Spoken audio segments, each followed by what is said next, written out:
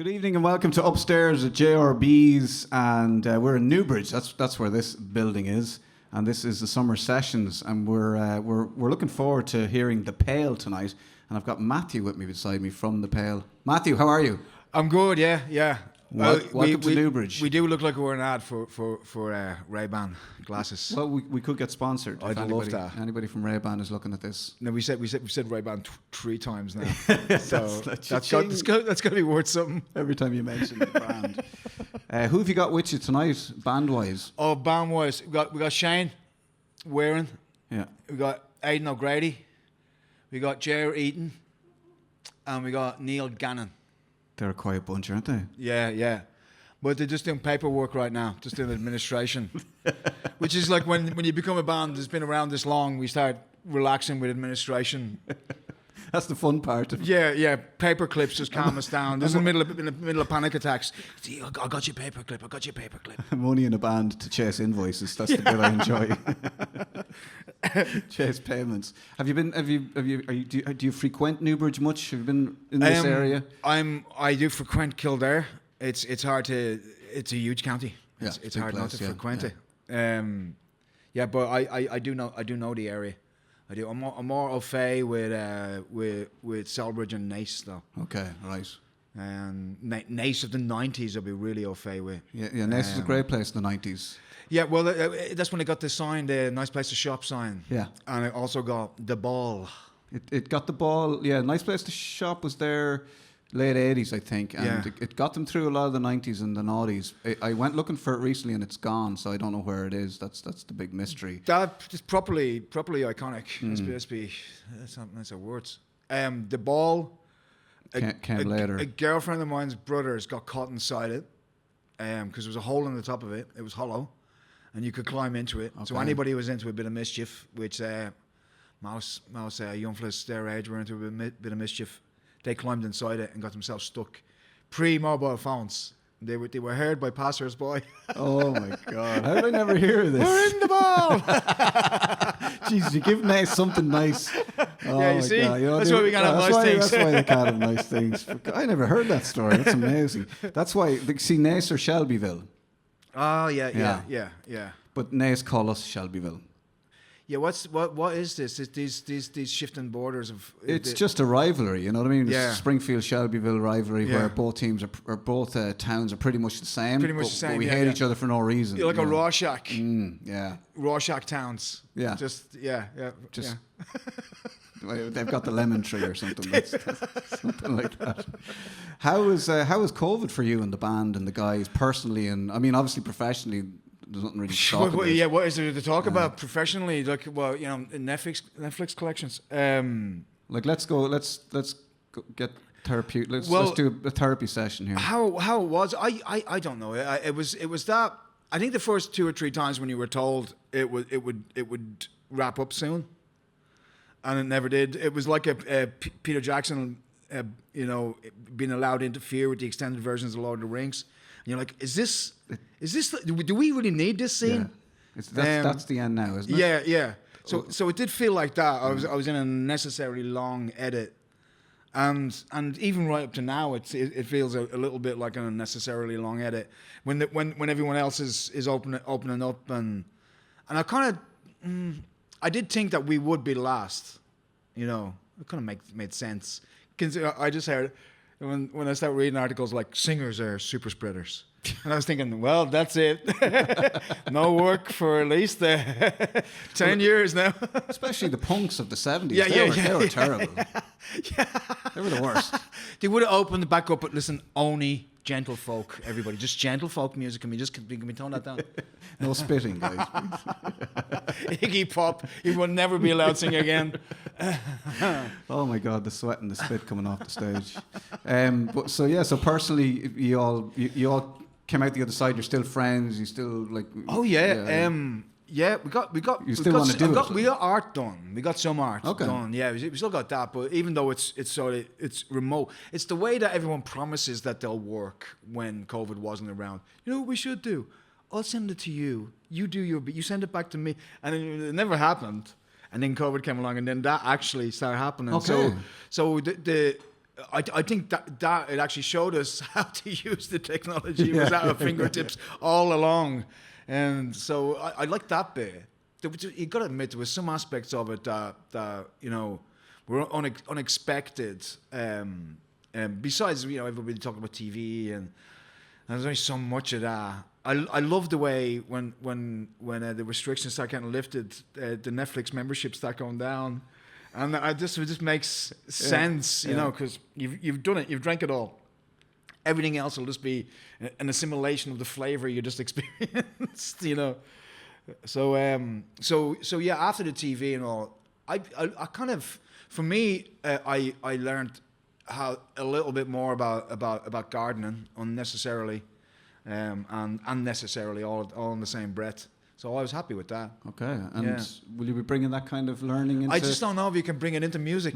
I just don't know if the industry's ready for a gardening themed album. If this was 71, we'd already had 2 of those albums. We'd have a double on the way, gardening themed. That was the time. You're a bit late. That was the time to do a gardening. The concept records, they just don't cost. Just don't. Spotify doesn't like them. I'd go for it. I'd go for that.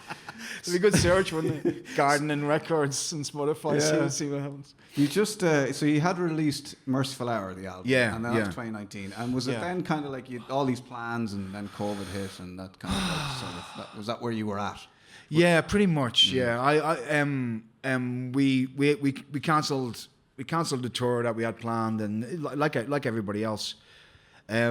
So Merciful Hour, we didn't get to tour it properly, and now we've already moved toward a completely different thing. So you've already forgotten about it. Well, not forgotten about it. It's just that you just have to move on. No one ever got anywhere by standing still. So we've looked at a best of, and got to talk it through as well about what we wanted to do with the best of, and they're just an odd thing, But I'm happy we're at that point we can do them. Did the songs pick themselves? Did they pick themselves? Was there any arguments? They sort of did. I don't think it's like. Did you ever see a Bowie best of? He didn't have any top 10 singles, did he? He had 2 or something like that. I don't think he went. Other people had bigger hits with his. Yeah. So he doesn't have singles collections. And anytime you see Bowie singles collection, it's just kind of Yeah, it's just released by the record label. He's got nothing to do with sort of thing. Whatever. So it was more that the songs that were popular with other folks really, and they kind of picked themselves that way through a live set. It's the ones that you've been playing most in live sets. And then we went in and we re-recorded some from the first record. From here's one we made earlier. We re-recorded Butterfly, Dogs with No Tails, and Shut Up Venus. Because of how we've been playing them for years, it's changed. So it's evolved. The songs have evolved. Yeah. And so those early recordings, we got to reissue Here's One we made earlier a couple of years ago. So they exist now, and they've been remastered, and so if people really wanted to hear those ones, you can hear them. So I was glad of that we gave it a swing, and we worked with Bear Quinn, who works with John Grant and the Villagers, and I really wanted to work with him anyway, Right. So it served loads of different purposes, but it sounded great. So we also recorded the 3 songs, and then we recorded a new single. Because I do like that aspect of best ofs that have a decent single included. A single as well. Yeah, yes.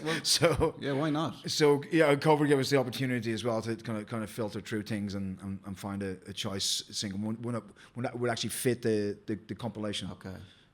It gave us time to whittle a little bit more. So you had songs. You said which one would sort of go better, or did you? Yeah. I think we kind of we had time to ruminate, I suppose, and sometimes singles are quite quick events, and sometimes ones that get out that you're like, was that actually a single?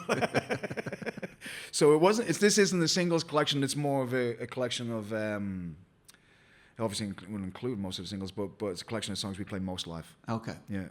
Excellent. What was it like then to go back into the studio with a different producer and then come in with your song that you'd evolved over the years, but you recorded first 30 years ago?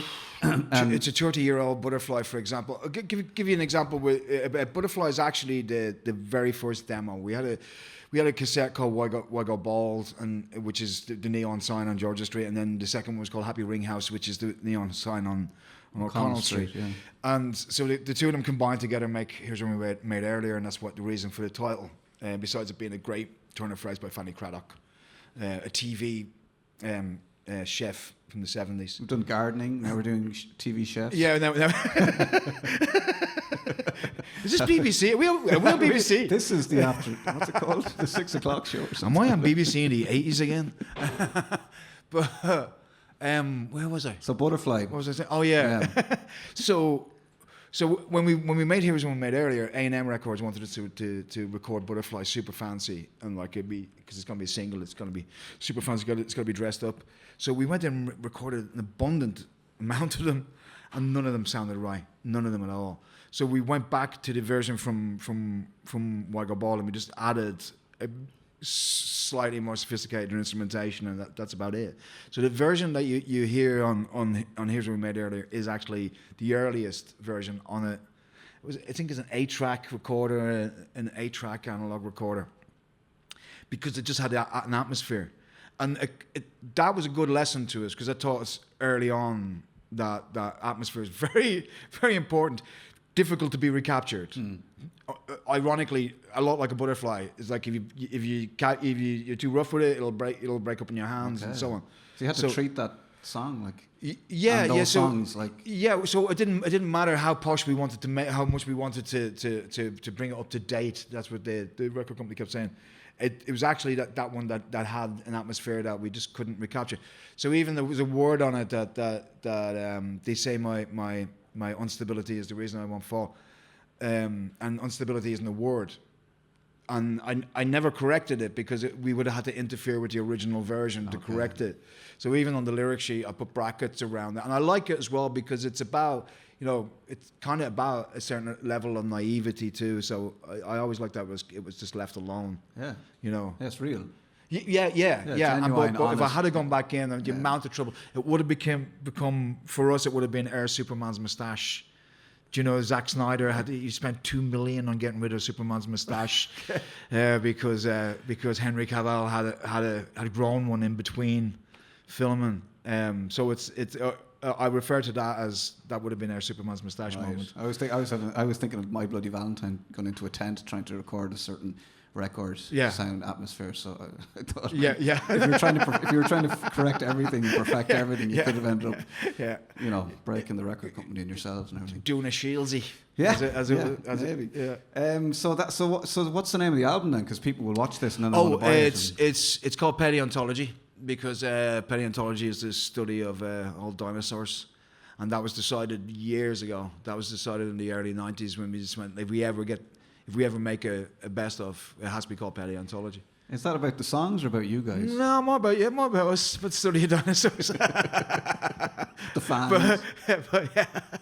But that type of thing is a kind of a fossilization anyway. Best of's kind of art that you're attempting to, given the impression left behind in rock. The impressions you leave behind in rock. These are the songs we cracked open earlier. But I always wanted to call it that, so you'd be aware that you are an elder band. Yeah, which seems very young to me. I mean, it's all in the head. It's all CGI. No, you can't tell. You can't tell. We got a grey filter. I've been using the grey filter for years. Yeah. Can't tell. Yeah, you can't tell with this. You want to see him what he actually looks like. Yeah, no. Actually, this is a hologram. But I am glad you wore your glasses though, because that gave me the confidence to wear mine. Because I've been doing that classic thing where you don't wear your glasses. I still do it live. Every now and again, I'll put them on. If I need to look at the set list. I think the glasses look good, man. Yeah. Wear them. I might. Contacts would be too much trouble. Have you thought about contacts? I don't do. I've thought about laser. I thought about that as well. Steve Wall said that works. Yeah, and they're cool looking guys, aren't they? Beautiful. Yeah. they're probably there's right. yeah. You should do what the walls do. Yeah, shit. That should be a They T-shirt. definitely have a filter. They can't. Yeah, they can't, I know. You can't see, be still looking that good. Definitely. The portraits in the attic in the Walsh house. Okay, well, I'll let you go because you're going to actually play a gig. Yeah, You play some yeah, tunes, and the yeah. band are getting tired and sick, and they're rolling their eyes and all that kind of stuff now. So, thanks very much for talking to us. Welcome to Newbridge. Do come again. Yeah. This is a beautiful venue and great sound, and we're trying to get it on the circuit. Well, we will be coming again, I'd say. Be part of the scene. Yeah. That was fun. Sorry, I had a bit too much coffee today. No, you're absolutely Probably, fine. yeah. Yeah, that's fine. I think you've already finished with the interview, but I'm just going to say, are you touring? Do you want to mention any dates, or just is there just the website? So I think the Pale Band. Just go to the Pale Music on Facebook, and that's the best way all to the do it info now. there. Yeah, we've kind of given up on .coms and .ies. Yeah. I think most people have, haven't they? I think really, so. yeah. I think yeah. social media. Unless it's official. Unless you need to Unless get a you're like COVID passport or something like that. Right. Okay. We'll leave it there. Thank you very much. And I'm going to get out of the way and just let the Pale take over. So, good evening or good day or whatever time it is there you're watching this. Thanks, Matthew. Thank you.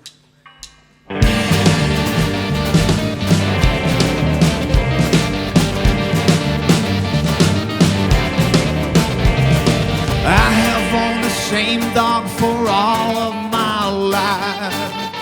Its bark is much, much weaker than its terrifying bite.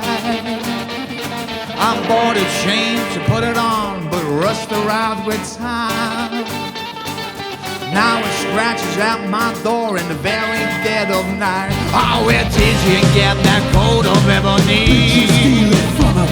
Where did you get those ivory teeth? This dog my father passed on to me. It's yours to keep. Turns out to be a very common breed. Yeah.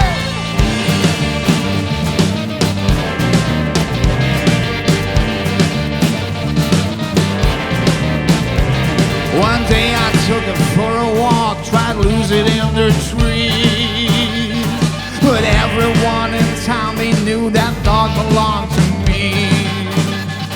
They brought him back to my front door, I can't deny it's mine. Oh, now it's grown more cautious, no, it never leaves my side. Oh, where did you get that coat of ebony? Did you steal it from a priest? Where did you get those ivory teeth? This thought my father passed on to me. This is yours, it's yours to keep. Turns out to be a very common